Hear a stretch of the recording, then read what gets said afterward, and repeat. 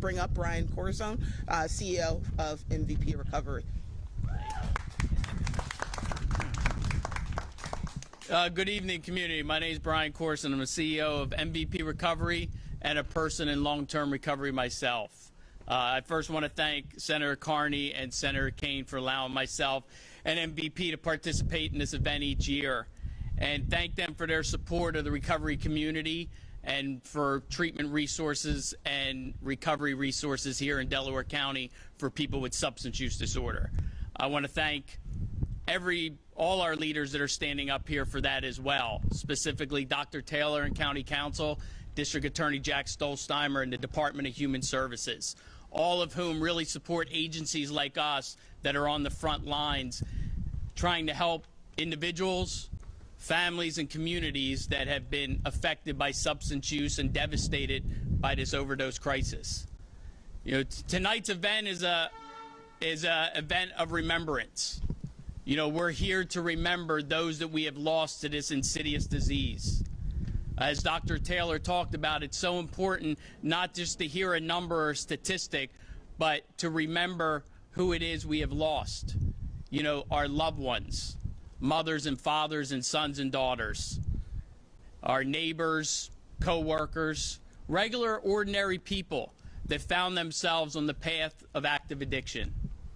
You know, everybody's story is different. There's no two stories the same. But tonight we speak and we say these names, and everybody that we talk about has lost their life to this disease. So what do we do? Well, first we remember, and that's why we're here. We remember because those individuals' stories and experiences can help save a life today. We honor them by sharing those stories, by sharing those experiences, to help others that are headed down that path, or to help others to avoid that path altogether. We remember by breaking the stigma that's associated with substance use disorder, that's associated with overdose death, that's associated with recovery. And finally, we absolutely remember by remembering that recovery is possible. People recover every day. We do and can recover. We have a large number of people tonight that is in recovery. Am I right? Can I hear you?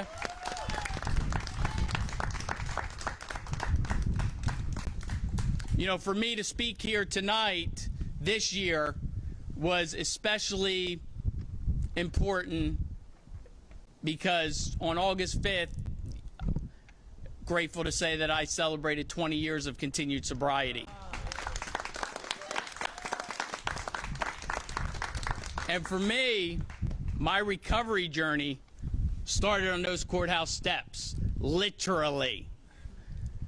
And as thinking back to this 23-year-old hopeless, helpless, scared to death kid, mentally, physically, spiritually bankrupt, I knew I did not want to live the life I was living anymore, but I had no idea how I could make that change. Fortunately for me, the Delaware County Court of Common Pleas made that decision for me. And if I could go back and talk to that person, talk to me, and say that through recovery, 20 years later, you could be standing up here with our state and county leaders. You could be standing up with the district attorney. And you could be working with these individuals to make a positive impact in your community. I would think you had 15 heads. But that is what recovery is about. That's what makes it so special. That's what makes it so beautiful. We rebuild our lives, and for some of us, we create new lives because we didn't have that much of a life to live with to start. And the names that we read tonight, they're not here to celebrate that joy with us. But they can make such an impact on those that are starting their recovery journey by sharing those stories and knowing the devastation of this disease. So we remember to honor them. We remember to motivate ourselves to not give up, to not quit, to continue to move forward, to do more, to do better. And that's why we're here tonight, to remember. And it's my absolute honor to bring up our next speaker, who is a MVP legacy and is the coordinator of the Delaware County Warm Handoff Program that has placed over 1,000 individuals with substance use disorder into treatment last year, and Melody McCready.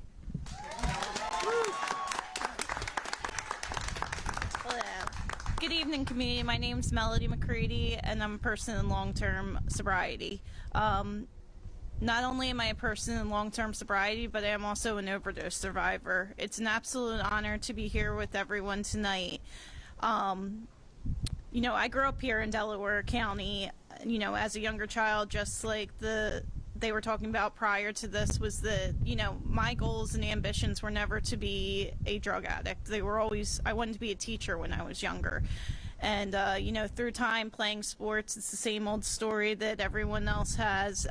You know, I got started on painkillers, and throughout the years on painkillers, it progressed to heroin and eventually down the road to fentanyl.